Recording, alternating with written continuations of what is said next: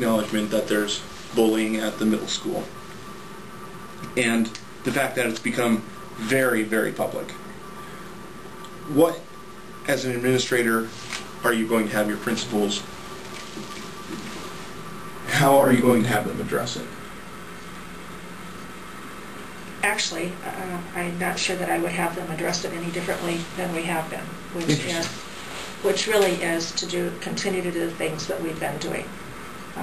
Alert teachers to be in supervision mode, which means that teachers are in the hallways during less supervised times.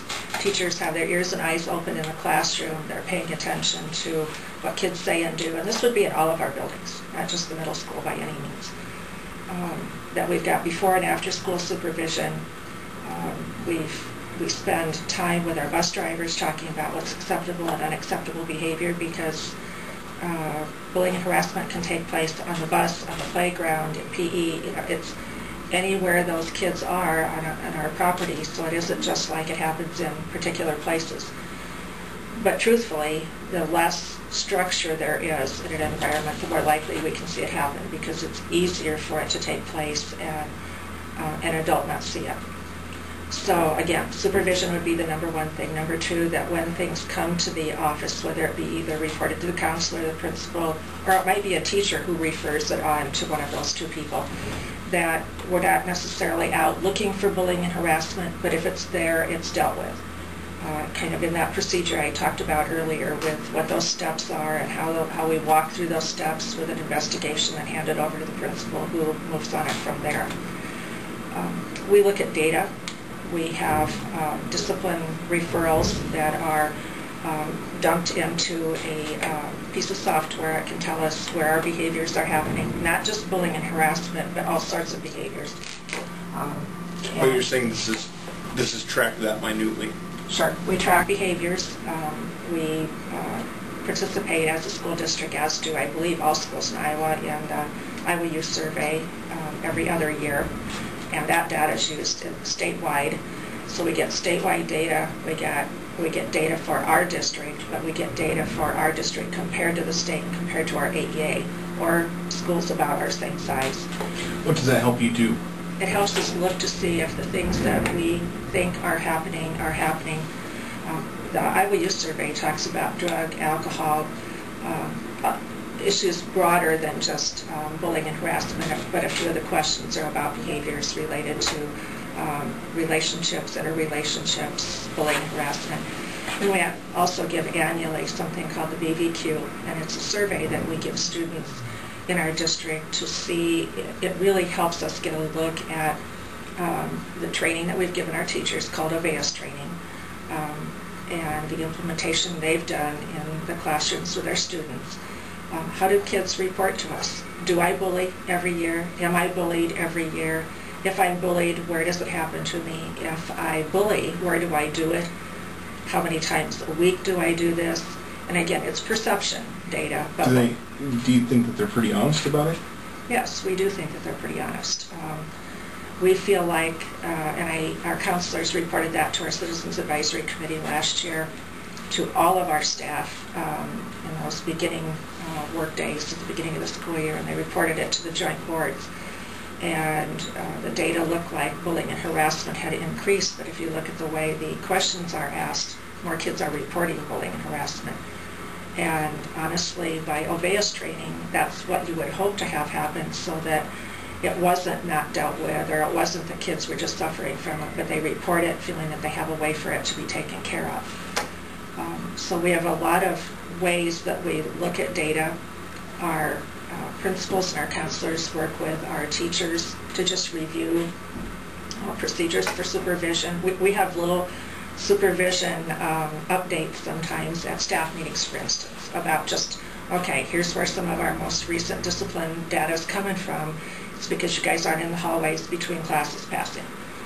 And especially at the middle school and high school, I've heard those principals talk to those teachers at staff meetings about, don't forget you have to be in the hallways.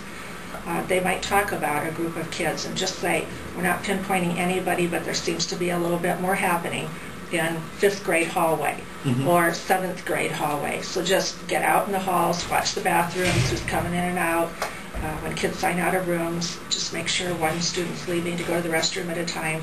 Just kind of all of those kinds of things that make for a generally safe environment, whether you have no bullying and harassment or lots of it. Just the procedures that teachers and schools try to implement to make sure that we know where kids are all the time and who's doing what.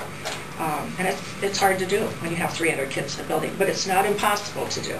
It's a bigger job than what might be perceived by someone looking into the school saying, well, that's easy to do. Really? No, it's not so easy to do.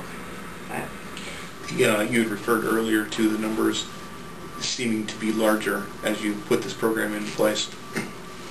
The middle school teacher all the teacher principals every month give a report on how many referrals they've had.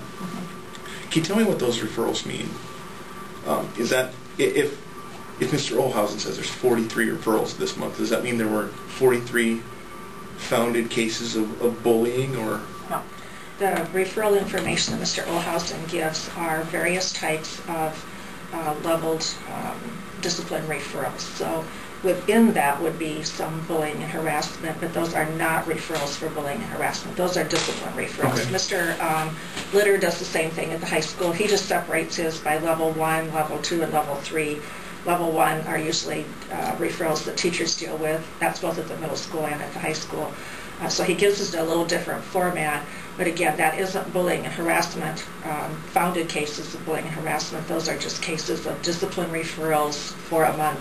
And for clarity, level 1 includes? Level 1 could be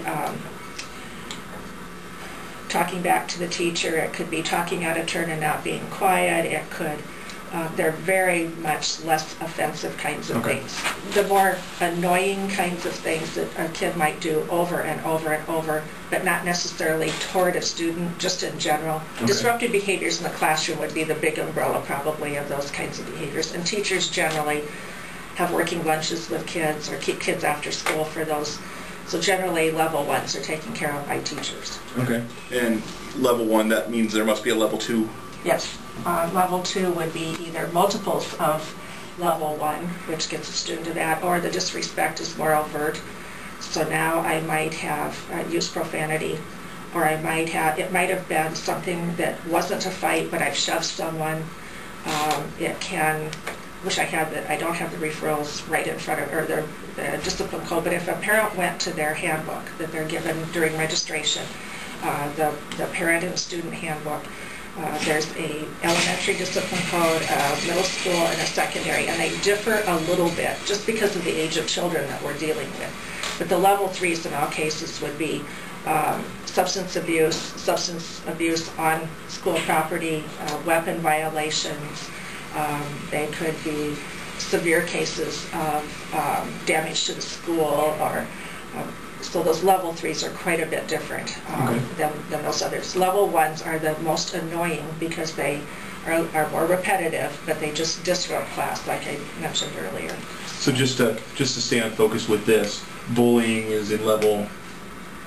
It's in level 2, I believe, in one building, and in level 3 in the other. Okay. And the difference for that, and the reason for that difference is? Part of that difference has to do with the age of the students and kind of that maturity of, so how are we going to handle it the same way with a 5-year-old as we're going to handle it with a 17-year-old? Probably not. A little like the weapons kinds of things. You know, schools have no tolerance for weapons, but if a 5-year-old brings a pink plastic 3/4 inch, something that looks like a little plastic gun for a Barbie doll, are we going to suspend her from school? Probably not.